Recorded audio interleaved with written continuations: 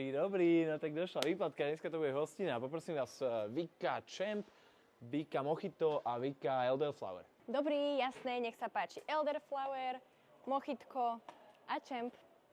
Super, tak díky moc a dovidenia. Dobrý, tak tie 3 Viky, čo predtým vás poprosím. Dobrý deň. Vám to musí teda šmakovať, tak to sú tie isté 3, čo aj predtým. A teda, nech vám chutí, dovidenia. Tak, ďakujem, dovidenia. Predpokladám, že to, čo vždy však. Hej, to čo vždy.